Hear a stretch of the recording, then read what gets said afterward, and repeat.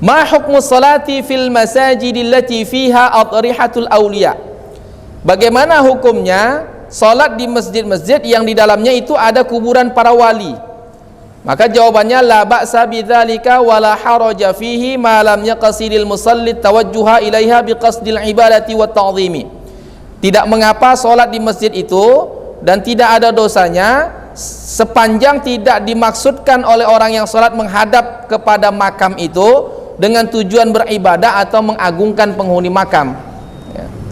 Apa dalilnya? Dzakara ahlul ilmi anna bainal hajaril aswadi wa zamzami wal maqami tis'ina nabiyan madfunina. Para ahli ilmu menjelaskan bahwasanya di antara hajar aswad di Masjidil Haram itu dan air Zamzam serta maqam Ibrahim ada 70 makam nabi di situ. Ada 70 makam nabi di situ.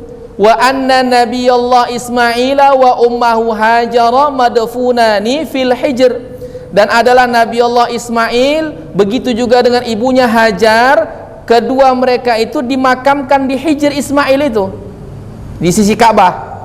Walau muni'ati salatu fil masajidil lati fiha al-adrihatu lakana aula bil man'i ay yusalla fi masjidin Nabi sallallahu alaihi wasallam.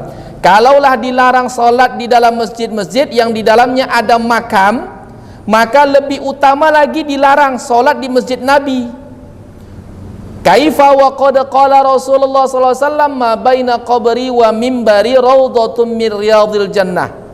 Namun bagaimana Rasulullah sallallahu alaihi wasallam justru bersabda, di antara kuburanku dan mimbarku ada raudhah min riyadil jannah, merupakan raudhah, taman dari taman-taman surga. Malah dianjurkan kita beribadah di tempat itu, ya.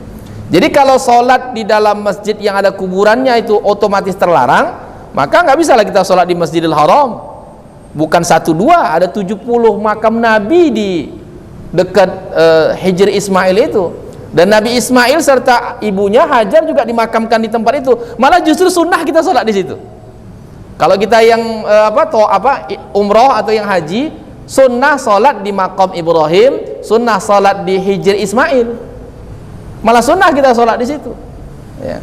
Wa qad hatha sallallahu alaihi wasallam ala salati fi masjidihi faj'alaha afdala min alfi salatin fi ma adahu. Malah justru Rasulullah memotivasi untuk salat di masjidnya Rasulullah sallallahu alaihi wasallam. Bahkan menjadikan salat di masjid Rasulullah itu lebih utama dibandingkan dengan 1000 solat di masjid selain masjid Rasulullah SAW. Ayuqalu anna salata fil masajid allati fiha adrihatun muharramatun thumma yad'u Nabi SAW ila salati fi masjidihi. Apakah tidak berakal orang yang menganggap bahwasanya solat di masjid-masjid yang di dalamnya ada makam itu kemudian diharamkan, sedangkan Rasulullah SAW sendiri menyuruh orang solat di masjidnya yang di situ ada makam beliau. Ama kana yumkinu ayyuhfaral baitul haramu wa tukhraja minhu ajsadul anbiya'il ladzina dufinu fihi hatta la tabtulu salatu hatta la tabtula salatu hunaka.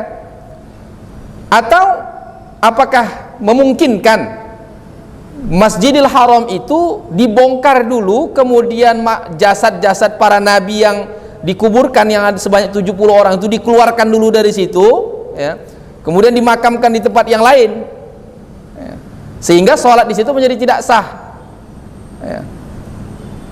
Kalau seandainya sholat di atas makam itu dilarang, maka harusnya kuburan para nabi yang ada 70 orang itu dibongkar dulu kan, biar supaya kita sah sholat di Masjidil Haram itu.